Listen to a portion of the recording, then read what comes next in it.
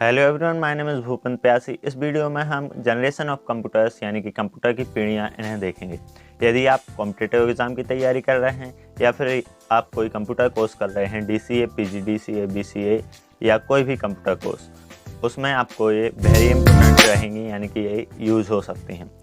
All competitive exam यानी कि SSC, railway, जो भी कॉम्पिटिटिव एग्ज़ाम होते हैं गवर्नमेंट जॉब के लिए या प्राइवेट जॉब के लिए, उसमें कंप्यूटर से रिलेटेड क्वेश्चन आते हैं, तो उसमें कंप्यूटर की पीढ़ियों से क्वेश्चंस बन सकते हैं। और यदि आप कोई कोर्स कर रहे हैं तो उसमें आपको एक चैप्टर रहेगा। दूसरे विश्व युद्ध के बाद कंप्यूटर का विकास है जो बहुत तेज़ी से हुआ। कंप्यूटर के आकार और प्रकार में भी बहुत से परिवर्तन आए।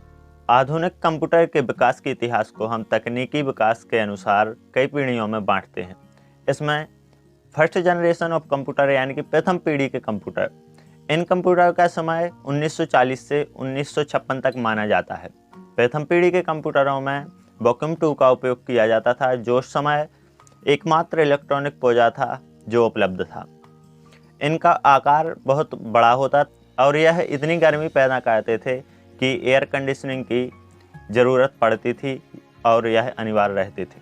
यह गति में धीमे होते थे और इनका मूल्य भी तुलनात्मक दृष्टि से बहुत अधिक होता था। इसमें ऑपरेटिंग सिस्टम ना होने की वजह से ऑन करना और आवश्यकता पड़ने पर दूसरे उपकरणों को जोड़ना या हटाना, यह उपयोगकर्ता को स्वयं ही एक कार्य करने पड़ते थे, जिससे प्रथम पीढ़ी के कंप्यूटर जो रहते थे वो बहुत ही असुविधाजनक रहते थे।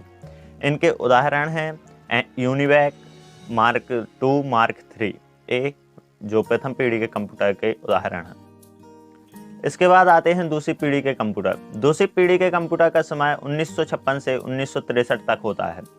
अमेरिका की बेल एवोजडी ने ट्रांजिस्टर की खोज कर ली थी जो वैक्यूम ट्यूब से बेहतर थे, जिससे कंप्यूटरों में वैक्यूम ट्यूब का उपयोग बंद हो गया था और जो ट्रांजिस्टर था उसके उपयोग होने लगे थे, जिससे कंप्यूटर की दूसरी पीढ़ी अस्तित्व में आई।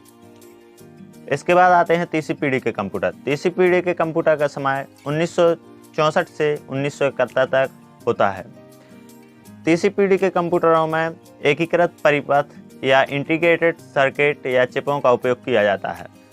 यह आकार में बहुत छोटे और गति में बहुत तेज और अधिक विश्वसनीय होते थे।